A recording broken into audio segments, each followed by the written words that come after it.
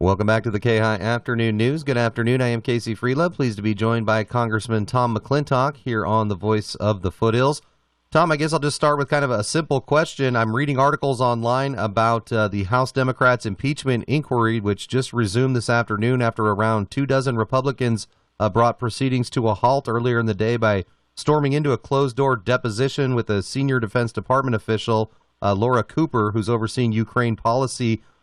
Can you tell me? I don't know much about exactly what's going on. I saw some kind of, I don't know if I want to describe it as chaotic, but some interesting images on TV.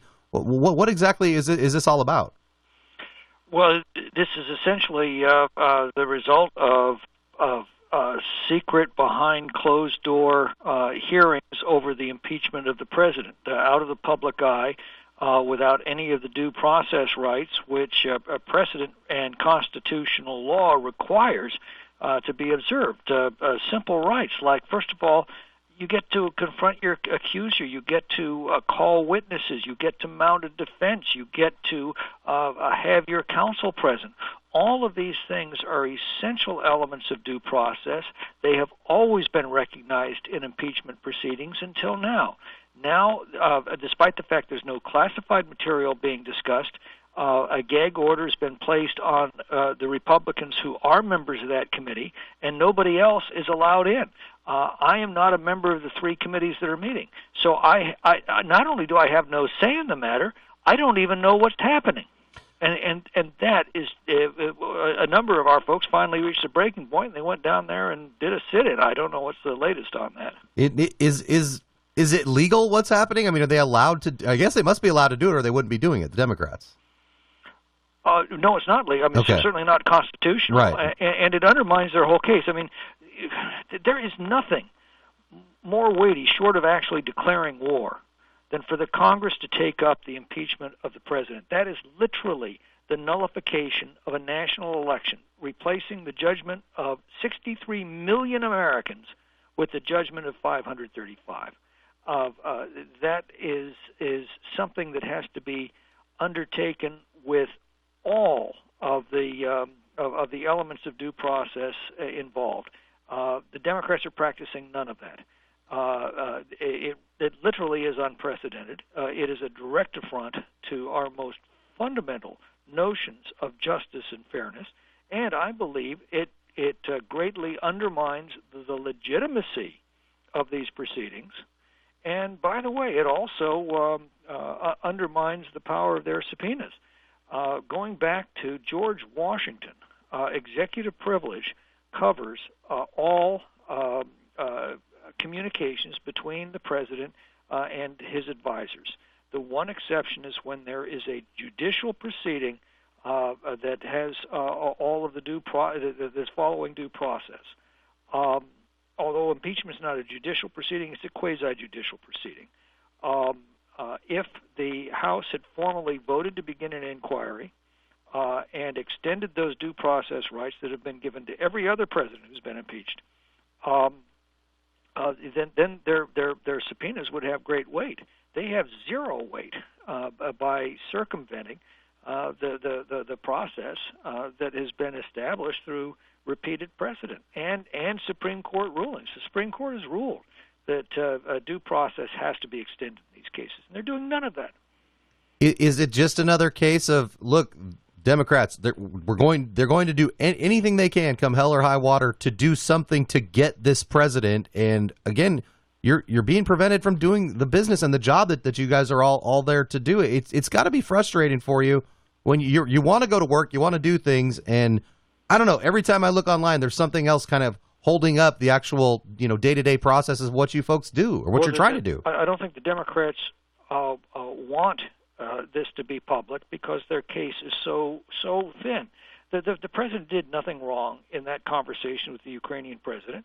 The president has the authority to conduct our foreign affairs. He has the responsibility to see that our laws are faithfully executed.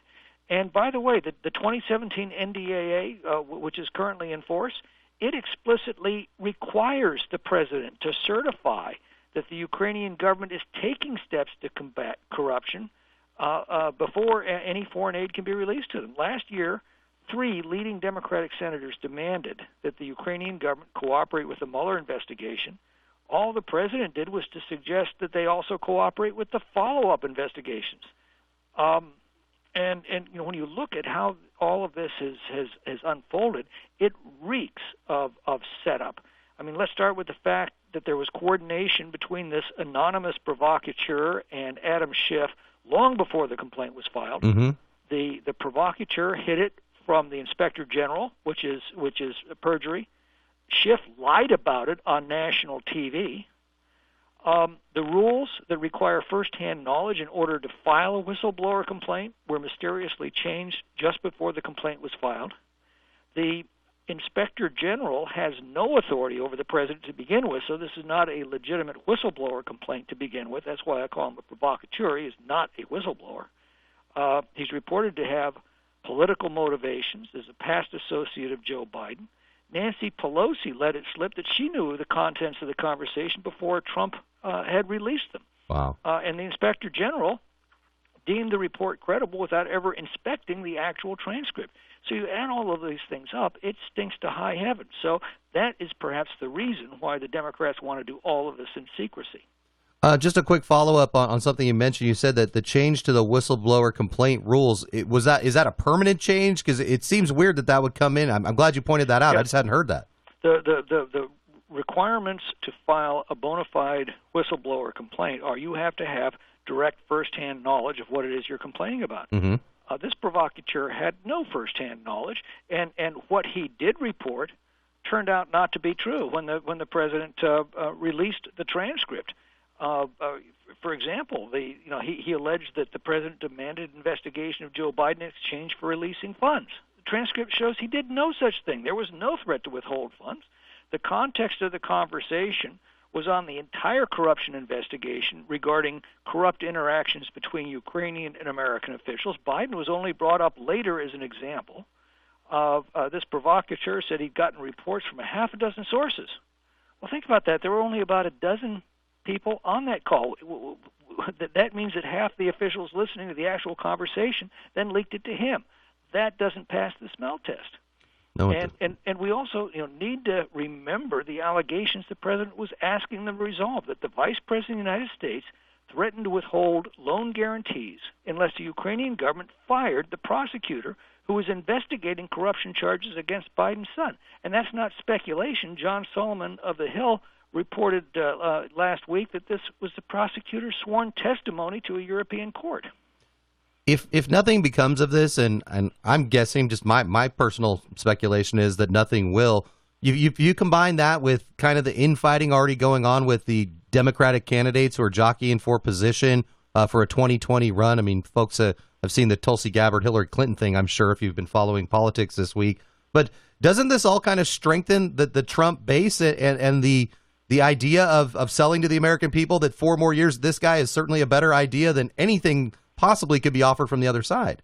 I think that's going to be the inevitable conclusion, particularly as the continuing investigation by the U.S. Attorney's Office unfolds, involving the genesis of this whole Russian collusion hoax, that was used to interfere with our election in 2016. Don't forget, a lot of the genesis of that hoax began with Ukrainian officials, and that's part of the corruption investigation. Durham is apparently now subpoenaing the top Obama officials in the intelligence and justice agencies. I think there is a lot of smoke coming out of that region, and I think there's a big fire behind it that we're going to find out about. The good news is that over the next year, I think the American people are going to get a very clear picture of exactly what has been happening under the Obama administration and the genesis of this hoax, as well as the old Ukrainian government's involvement in it. And I think that's going to make it very clear to people how frightening is the misuse of power that we saw that developed this hoax, and that is now doing everything that can be done to divert attention from it.